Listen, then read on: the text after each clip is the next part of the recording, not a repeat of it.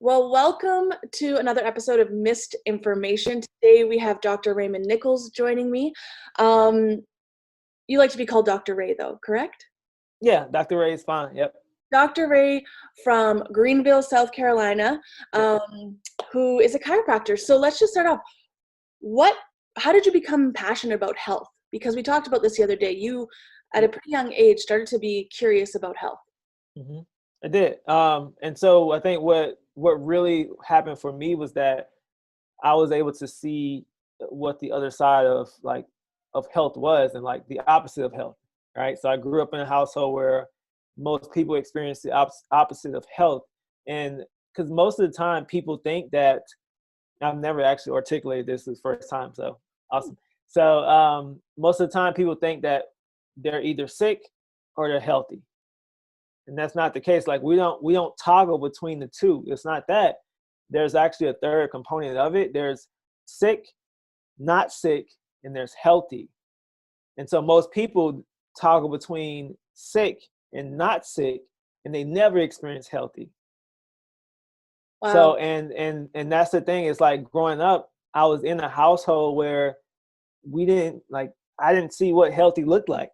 Like I didn't know what that even looked like. So for me, it was I didn't want to grow up and live a life of disease, a life of dysfunction, a life of pain and agony, like no energy. And so I didn't want to live that life. So I'm like, man, I'm gonna do everything in my power to do the complete opposite of what I was taught. It's like, and that's what kind of got me down like the whole health aspect. And obviously going to chiropractic school like literally changed my life forever. But that's what got me even being open to those things like chiropractic school and just health in general. So I would say that's why I'm very passionate about that, because I've seen what the opposite of health looks like. Yep. Can you tangibilize what does the opposite of health look like? What did that look like? Yeah, so it looked like I'm literally describing my parents, my grandparents, what I've seen around me growing up. Heart disease, cancer, diabetes, high blood pressure, high cholesterol, right? Low energy, stiffness, like um, just yeah, not like experiencing health and vitality the way that I know that the human body is designed to do, and like always sick, a bag full of medication. That's what the opposite looks like, and I don't believe that's what health looks like. I don't think is come from a pill or come from any of these things. Like I believe that we are vibrant, functional human beings from the time we get here to the time we leave this place. We should be that all in between, and we should be able to experience and enjoy life to our maximal capacity, whatever it may look like. That's amazing. So we chatted about this before. What if someone's thinking right now, well, that's genetics? So actually, I asked that question to my grandparents and my parents, and that's the answer I got was genetics. Right, this is my wife right there. It's Dr. Mariah. Um, was genetics, and I didn't take the answer because I was like, it can't be just genetics. It can't be, right? Because typically, so there's three things. There's three different components. So we have genetics, we have our lifestyle, and we also have our environment, right? So yes, genetics, there's a factor there, right? But there's also two other factors, lifestyle and environment. And we know through epigenetics that you can turn on certain genes and you can also turn off certain genes based off of your lifestyle and your environment, right? So that means that, oh, I have control over two of these things than one of them. So I like those odds. Like, give me that every day, right? So with that being said, is that it's not a genetic thing. It's more so of like the things that we do. So it's yes, genetics are passed down, but also what's passed down with genetics is going to be bad habits, bad food choices, bad behaviors, these are things that's passed down generation after generation. And if no one ever changes it, you'll continue to get the same result. And then your head like, oh, it's just genetic because I'm experiencing the same thing my grandparents, my mom experienced. So it has to be genetics. But no one stops to think that, oh, maybe it's the lifestyle, the way of living is what's passed down. And because it didn't change, then you got the same results. Yeah, and if you look back far enough in your generations, heart disease was not popular, diabetes was not popular. This is not genetics because it didn't exist 100 years ago, right? Love it. You're right. Yeah.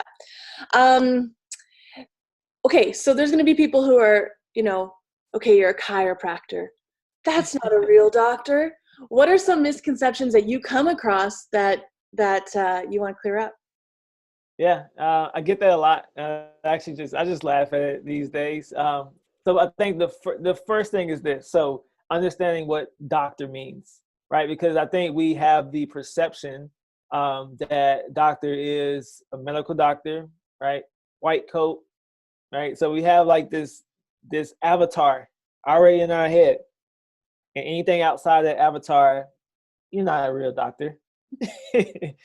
So doctor really means to teach and to educate. That's what doctor means. Mm. Yes. And to educate actually means to draw out. It doesn't mean to pour into. So it means to draw out. And the reason why I say it is because I believe that we were born with all of the wisdom, all of the knowledge that we need, but we've forgotten about it. And so when we hear truth, it resonates, and we're like, it hits us in a spot where it's like, whoa, that makes sense, right? And so that's the drawing out of the education piece, because it's like you're being reminded of something that you already knew deep down, but it made sense when you heard it or when you read it or whatever happened.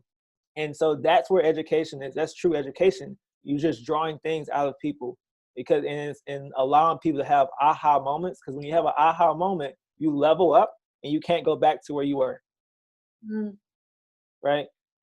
So I think that's one big thing, is that doctor just means to educate and empower, really, and teach. That's it.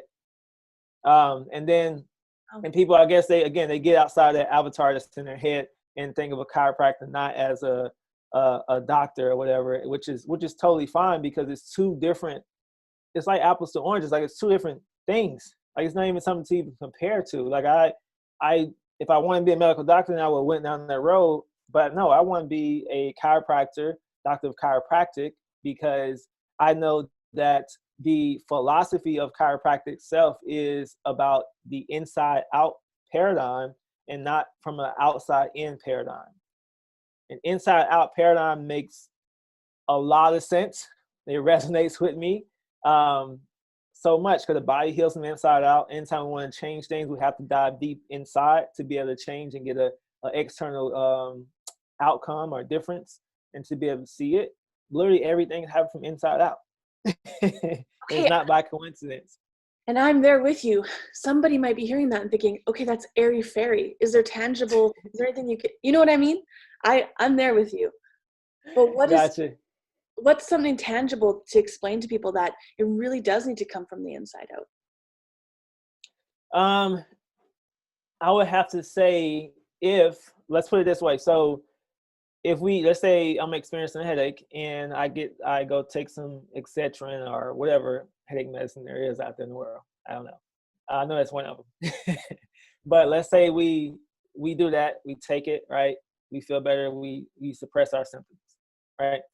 The thing is this, like, our body isn't lacking Excedrin. That's the reason why we're having the headaches, or the reason why we're experiencing symptoms. It's not lacking this synthetic drug, because think about this, like, the body is absolutely amazing, very, very intelligent. If it was lacking that, and where our creator may be, then I imagine that she would have put this Excedrin in our system so we wouldn't be lacking it, right? So that's the way I look at it, right? And it's that simple. And it's also as simple as, if you cut yourself, you ask someone, what happens, right? You heal.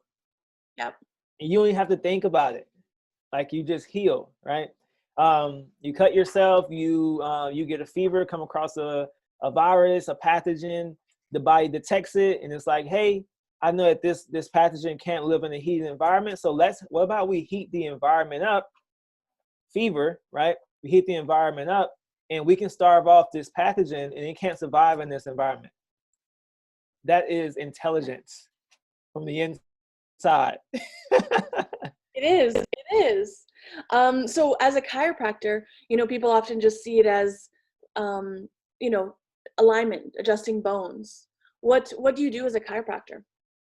Yeah, great question. So I'm trying to see how I want to put this. So yes, I mean, the spine, right, protects our nervous system, right? So that's basically what we're trying to do. So let me kind of back up and just kind of put it all together. Have you ever seen a bird's nest? Yeah. Right? Have you ever wondered how they made their nest? Like, how in the world they know how to make a nest? Like, it's awesome. It's intelligent. Yes. Like, is there a bird making school, you think? A bird, not a bird making school, a bird's nest making school? Yeah. Yeah. Yeah. There's not, right? Right. It's innate. It's in them, right? It's nature, a part of them. And we're no different, right? We're no different. We have this innate, this natural thing. We call it innate intelligence, that's inside of us. But the thing is, this innate intelligence needs a vehicle to be able to do its job. And the vehicle that this innate intelligence uses to do its job is our nervous system, our brain, spinal cord, and the nerves that run off of it. The thing that protects our spinal cord is our spine. So the thing is, if we have a problem with our spine, then it can affect the nervous system and the nerves, which means, can you see me? Yep. For some reason, I don't know what happened. Let's see. But it can affect the nervous system and the nerves. And so if it's affecting the nervous system and nerves, so it's affecting our communication from brain to body. So now this innate intelligence can't do its job because the nervous system has interference. So my job as a chiropractor is to remove the interference to allow the nervous system to function like it should, because I know that there's this innate natural thing that's in us, this communication that's happening, and it's going to do its job just like it was designed to do once the interference is moved out of the way, right? And so through the adjustments, that's when people think we're adjusting the bones. In a way we are, but in a way we're not. So it's more so of, the best way I can describe it is you like a guitarist, right? You want to make sure your strings has the right tension so you can get the right tune. You can be in harmony. Mm-hmm. The body is no different. The body has to be in harmony as well, right? And so it's at a certain tone that healthy is. Like a healthy has a certain tone to it, a certain feel to it. And when we're talking about that, we're talking about the entire system, the entire body, not just the spine, but the entire fascia system that surrounds our muscles, everything, right? We have this intelligent system of fascia that surrounds everything in our body. And so if we have interference and our dysfunctional patterns in that system, then even if we have a problem at our ankle, our body's going to have to adapt to it, and we could feel it all the way up to the skull, right? Because we're this whole thing. We're not just one, like, parts, right? We're this whole being. And that's the thing. Like, when I make the adjustment, how can we bring harmony and the tone back to the entire system, right? So this person on the table can experience the most health, the most communication in this moment. And so that's what it's about. It's a little bit about the bones, but a lot of it has to be more so of like getting the entire system back online and back functioning like it should. Okay, I want to rewind a little bit. I think you're touching on it right now, but you said there's sick, there's not sick, and there's healthy. What does not sick look like compared to healthy? Yes. Not sick is like all right, let's put it like this. So let's say we have -10, right? which is, let's say -10 is dead. All right, we're not alive at -10. And then we can get to a baseline. We are right at 0. Then we have a +10, which is optimal health. Mm. So that 0 is the not sick piece. Does that make sense? So it's a not sick. So it's like, oh, I feel good, I look good. It doesn't mean I'm functioning 100%. It's just that I'm not experiencing symptoms right now. But we know that because you're not experiencing symptoms, it doesn't equate to optimal health either. What Right. equates to optimal health is functionality of the systems, the organ systems, everything in the body functioning 100%. So it's more so like seeing in the middle, where I think a lot of people are, and they're okay, like, oh, if it's not broken, like, don't fix it, right? It's kind of like that mindset. But we have other positive 10 to go to get to optimal health. So that makes sense? It makes sense. I kind of think of it as people at 0 you're living in kind of like a comfort zone, whereas Yes. a growth zone, you need to see what your body can do. You need to see what your, health can tap into. Yeah. Yes, 100%. Love it. Okay, let's tap into I really like how you've been speaking out online, because it's almost like in a philosophical way. Just Well, learn. that's how my brain works, actually. Um, I love, what you're posting. I mean, people are going to be affected by it, but you're not doing it to just affect people, to trigger them. You really do think through what you post. So I'm curious, you do speak out on things being done not being what's best for people's health. What do you think are the biggest mistakes being made right now, in this health crisis? Yeah.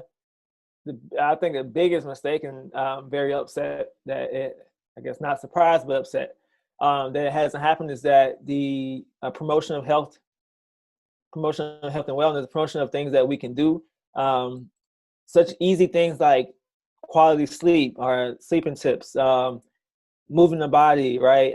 Even meditation, whatever that may look like, mindfulness, just connecting with loved ones is super important. Community is super important.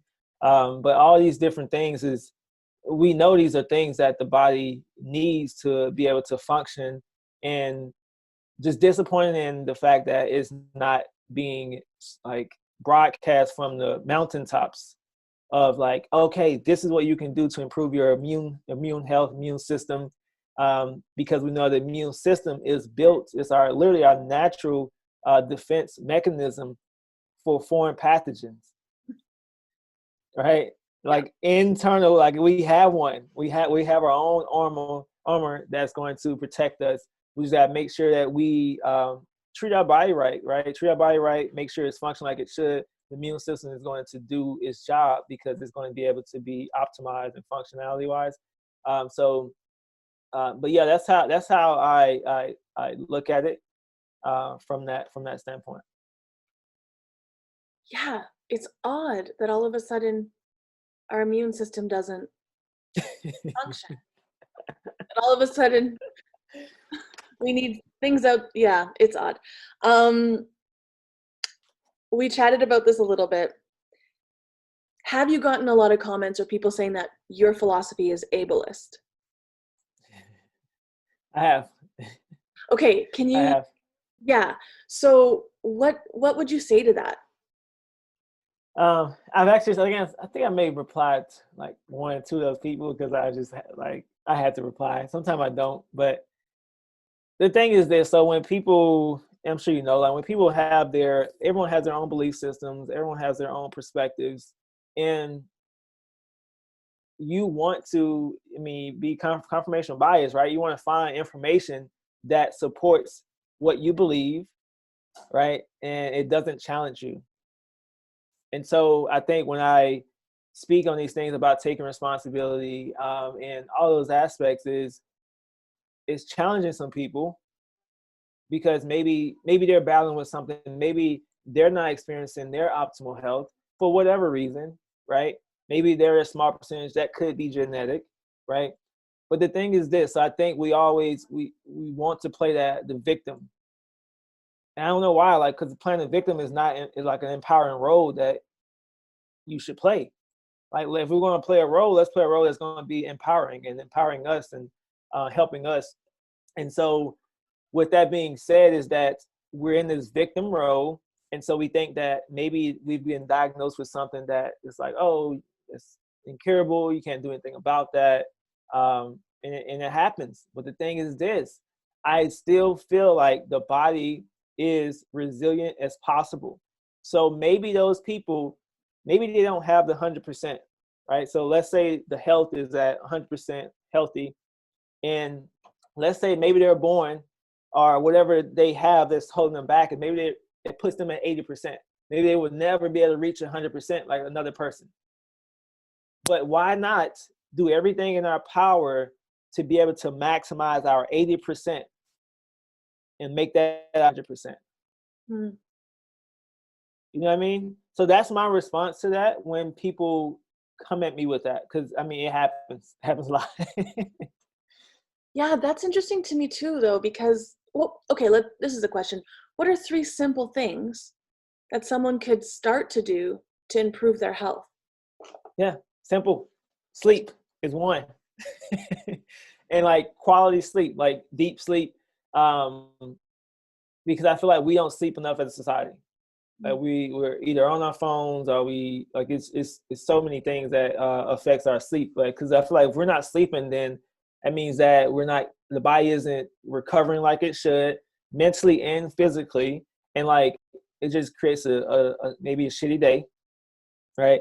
Or just like this perpetuating cycle that happens. It's like, oh, I didn't get sleep. Now I'm tired. I have to maybe drink this thing, caffeine, whatever it may be, energy drink, and like it's like literally repetitive cycle, and it happens, and it's like, oh, I'm trying to catch up on sleep. Like, no, you ain't no catching up. You missed it. You missed it. So let's create new habits, right? And let's get new, better sleeping habits. The next thing I would say, moving our bodies, and it doesn't mean we have to go in the gym and do CrossFit or lift 1,000 pounds, nothing like that. Like even as simple as walking or just moving your joints in circles. Our joints love circles, right? It doesn't like it's not a sexy thing to be doing, but but it's moving your joints. It's moving your joints are meant to be moved, especially the mobile ones such as our ankles, our hips, our shoulders, our wrists. Those joints like to be moved. The cervical spine love to be moved as well. And some joints are more stabilizing joints, but those joints are just named or more the mobile joints that they love to move. And so like those things, let's move those joints. Yep. Right? And that's just simple. I always like to keep it simple. And also drinking water, but not just plain old water, right? Not like this, oh, this is the clearest water. This is the most purified water possible. Because if it's the most purified, then we're missing the ingredients that water actually has in it because we took everything out of it. So now we're just drinking this substance that literally we're just drinking it in for no reason. So it's not really hydrating us. We actually need the electrolytes that come with the water. So the best water is spring water. If you can find a local spring near you, there is a website called Find a Spring. And you can go on the website and it literally locates all the local springs like around, I guess, North America, I believe. Which is cool. And we've actually found one an hour away from us. And so we get our water from there, which is, and it's awesome because the thing with water is that water is alive, right? It's alive. It may sound crazy, but it's alive. And I forgot who did the experiment on it, but they pretty much froze water. It's happened a long time ago, but they froze water, and essentially they pretty much like talked to it or gave it an intention, right? And what they saw it happen was that the water that was talked to, like negative talk or negative communication, like that water looked crappy essentially, and it had to look under the microscope for, excuse me. and it looked so different than the one that was spoke to in more positive manner. So it's alive. It's alive and well. And also, like, water needs to be moving. Like, water isn't meant to be stagnant. It's meant to be charged by the sun when it's going through the mountains and going wherever and picking up all these minerals from the rocks and getting charged from the light and coming out the little spout where you can get it from the little tap, right? But yeah, water is a very, very interesting thing and interesting, or I say organism, or more so like species, I guess, per se. But it's very interesting that it involves all that. But I think water, movement, and sleep is three things that people can do. I've watched that documentary about water. So Oh, you I, did? yeah. So I started Nice. writing love on my glasses. Love it. Just something little, just while I'm drinking water, just write, I love you. Yeah, Yes. it's powerful. And someone hearing this, if this is the first time they've heard this information, it may seem unbelievable. However, there's been a ton of scientific research done on this, and I would highly recommend watching that documentary for sure. Yeah. And the same thing relates to us as human beings. We're mostly water. And the same thing is the positivity or negativity, right? And this, and I imagine we can be affected in the same manner. Totally. And we see, a lot of fear going on right now, Hmm. which is going to have a vibration, which is going to be affecting our ability to heal, to thrive, to be healthy, Yes. which is concerning. So let's chat. You're really passionate about taking responsibility for your health. How does someone start taking responsibility for their health? Yeah. I think I would say it starts with the mindset and knowing that, like, you are the healer, like your body heals itself. It's like, all right, that's why I always ask those simple questions, like, if you cut yourself, what happens? All right. If you get a fever, like, is that a good thing or it's a bad thing? And I just let them answer. Or if you get food poisoning, it's like, what's happening? Like, the body is expressing health, right? And so when my patients say, like, oh, I was sick, or I'm like, no, like, let's change our wording. Let's change the way we look at this sick thing. It's like, you wasn't sick. Your body was just expressing health, right? So because the thing is this, if your body wasn't able to detect, and if it didn't have the intelligence to detect that there was something in the food that wasn't right for your body, and it wouldn't have literally made you vomit or make you have diarrhea, Yeah. right? So I think for me that's intelligence. Like, being able to identify these things, that's intelligence. So that's why I said the body is very, very smart in that capacity. So I think we need to own that the body is intelligent, right? And I think we know it, but I feel like we don't fully own it. Like, we don't trust it. It's Yeah, and weird. we don't take the cues. Like, if something's not well, instead of just suppressing it, listen to it. Yeah. There you go. So we have the symptoms and we suppress it, like you said, and we don't listen to it. So symptoms are meant to be listened to, and not meant to be suppressed at all. They're telling us something, and we have to listen. And so I think that's the first step. And we're talking about owning responsibility for your health is listening, and not just going to get this thing to suppress, right? Because it may be something bigger that's going on that you need to correct it, and your body is trying to warn you and trying to help you out. Right? The body's trying to help you.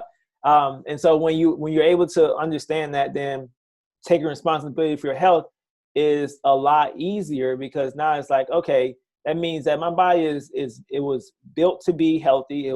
Health is my default. So that means that I need to make sure that I'm doing everything possible for this suit that I'm in right here, that it can function like it should. Just like on our cars. Like, we have cars, we do maintenance on cars, we put gas in them, right? We check the oil, we check different things to make sure that we keep the maintenance on it. And the body is no different, except we can't replace our parts like a car. So that's the biggest difference there.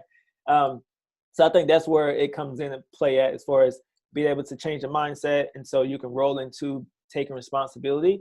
And also, taking responsibility don't mean that you can't seek out medical opinion or care, or like from a healthcare provider, anything like that.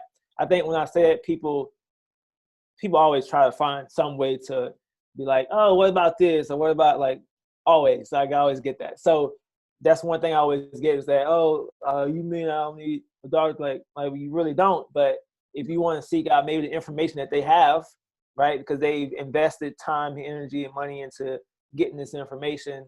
And so then yes, but that's also being responsible because now you know, like, okay, I need to go to this person because they know something that I don't know, and I want to be able to know that so I can be able to help this suit here be able to express more help. So what, I didn't know that that's what doctor meant, to educate. That's a really Yes, yep. empowering thing. But we want to talk about what's the difference between a doctor or a professional, an expert who empowers versus creates a dependency. Yes. So yes, that's happened a lot, right? And I feel like that's why we're at where we're at today is there's a difference, right? So when you do go to your doctor or whoever it may be, is you want to make sure that they're educating and they're empowering you. That's the first thing that's what we do in our office, like literally from the day one to however long a patient with us. So my longest patient been with us since we started, so like 2.5 years. So literally always pouring into them, giving them education, giving them things along their journey, because this is a journey, and you're going to need certain resources along your journey to continue your journey, right?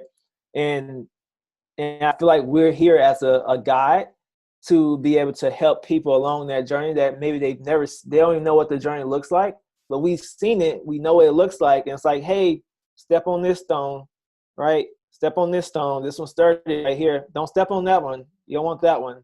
Like literally guiding them through this journey, right? And just teaching them along the way, because eventually they're going to be able to do this for someone else, right?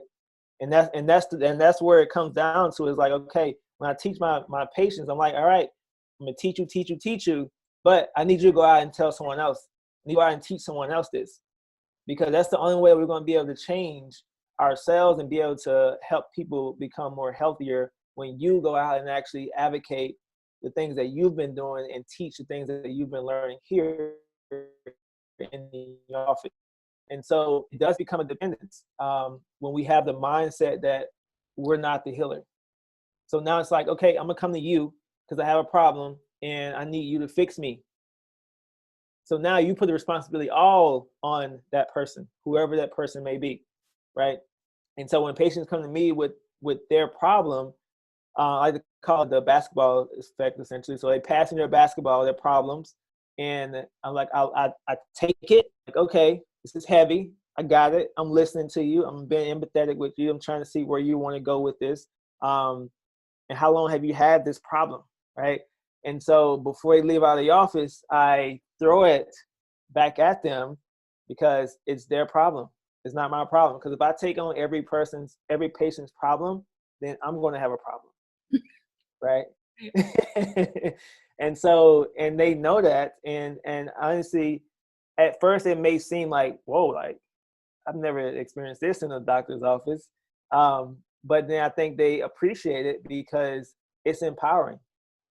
It's like, oh, this is my problem. Like I am the problem. I'm the reason why I'm here, and you're gonna help me, like, be able to help me get through this process. Yes, I'm here to help you get through the process, but I can't take on your problem. I can't want it more than you want it. But I am here to guide you. If you are ready to be committed to your health, then I am ready to commit my resources to help you along your journey. And I think that's where healthcare should be at, in general, hands across. Yeah. I agree. That is so powerful. I've kind of come to a conclusion, and I could be wrong, but I'm curious your thoughts on this. I see people really offended by the idea of health at times. They get really offended by this notion that they can be healthy. Do you have thoughts on that? Have you seen that, Yeah. or am I on crazy pills? I don't know. No, you know, crazy feels. No, I think that goes back to the victim, right? Because if we've always experienced discomfort, not like optimal health, then we're just like in our comfort zone. We want to experience like what we've been experiencing. But when anyone talks about these things outside of that, then again, it interrupts like my comfort zone. Like, what are you talking about? You know what I mean? And it's crazy that people get offended by it. It's like really crazy because I mean, we're human beings and we're meant to be healthy. And that's the thing. Like, we are meant to be healthy. Like, we're designed to be healthy. Like, it's like whoever the creator is, like he, she, it didn't make any mistakes.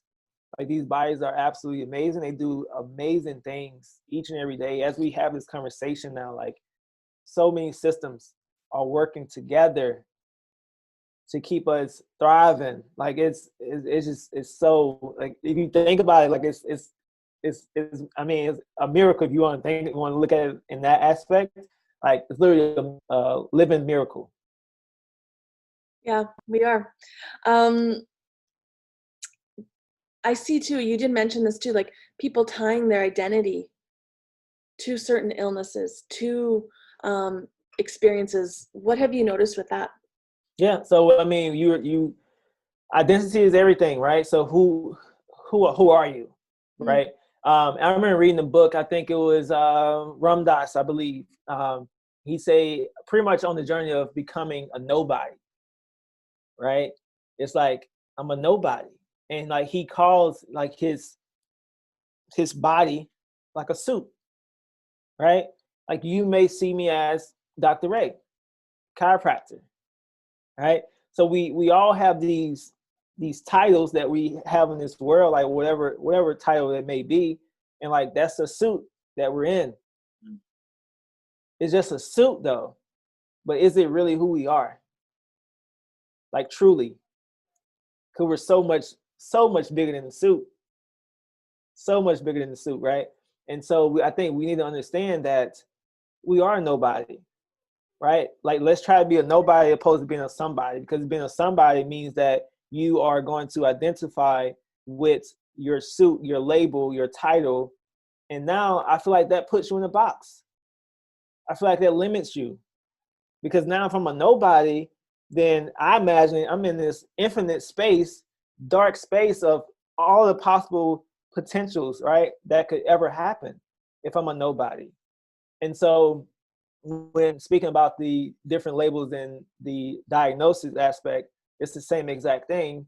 We become so attached to it, it becomes part of us. And we know how it is. Like, if just say my daughter, like she's 3, she has a rag, like she loves her rag, and like she's attached to it. Right? There's something there, she's attached to it, and if I try to take it from her, she's gonna cry. It's the same exact thing with diagnosis. Like, you're attached to it, and someone tries to take that from you. You're losing a part. You think you're losing a part of your identity, but you're really not losing it.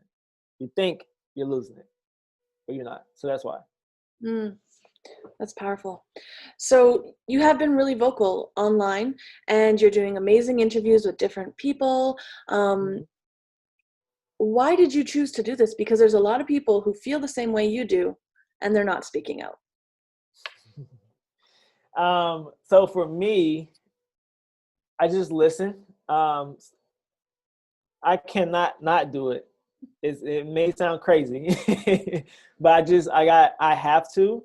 It feels right to my, like, deep down within. It's like, okay, this is something that needs to be addressed. It's not being addressed. I'm not hearing about health empowerment, taking responsibility. Like, where is that? Because right now is the time to be able to literally scream that from the mountaintops, right? And so with me, I'm like, man, like, I don't see this. Like, people need to know this. And like, I tell my patients, right, before, like, I think this year I became the most like vocal in that regard. But before that, like, I tell my patients all these things that I share on social media. Like, they get all this information, and this is what I'm empowering them with. I'm like, oh, if it helps them and empower them, like, let's put it on social media and do the same exact thing, because there's people out there that don't know this information and that's operating from a broken paradigm. from an outside in paradigm. And so because we actually have a toxicity of a broken paradigm, that's what's happening. So we're operating from a paradigm, but it's from a broken paradigm where we think that outside in is what heals us. If we flip it, it's the inside out is actually where the healing and true healing happens at. I can resonate with that. I was really scared to start speaking out and doing these types of interviews for about 24 hours. And then it was like I had no choice. Like I had no choice anymore. But then when I started doing it, I felt like ill. And now I feel better. And yeah. I love it. No, you have to speak. Like if you feel it, you have to do something, like, and because if you don't, then now it's going to burn a hole through your soul. Like that's why I put it, like it's like you because you're going to feel it. It's not going to feel good when you know that you have to do something, but you don't actually do it. And now you're living in regret. It's like, man, I wish I would have said something. Man, I wish like no, you don't want to live like that. Like live life, experience life. If it comes up, like, and it's not right, you know it's not right, like say something about it, do something about it. And that's you serving people. That's a form of service. Yep. Okay, one of my favorite questions to ask people is, what is the biggest lie you once believed? The biggest lie I once believed. Okay. Biggest lie I once believed. I think we actually addressed it. So I'm gonna keep that. So we addressed it at the beginning of the podcast. We talked about the genetics. Yeah. Because I at one point in time in my life as a kid, I did I believe that it's a genetic thing. The reason why all of my parents, my grandparents, all the generations continue to experience the same symptoms, the same diseases. And so I would say that would have to be the biggest lie. Maybe it wasn't an intentional lie, but it was the biggest lie. So now how's your family to you being a chiropractor? What's that like, and you really seeking health in your life and Yeah. telling others about it? Yeah. So family always this. I have all these used to be complete strangers, right, as patients, and they listen, right? But family is a totally different animal. And I think the reason why is because they get to see they've seen my entire journey, literally from the day I got here, right, to now. And it's like, okay, that's just little Ray, right? It's just little Ray. Like I changed his diaper, like done all these things, and in some families it's hard to separate from that. And I'm a dad, right? And I don't know how I would be when my kids get grown, but I imagine, I'm conscious of it, so I imagine that I would be able to separate from it and to see them as the being that they are, wherever stage in life that they are, opposed to like seeing them as the little kid that that you change your diaper. And I actually think it comes a little bit of that. Maybe it's not said, but I think it's like a subconscious thing that when I'm introducing information to them, they don't receive it right away.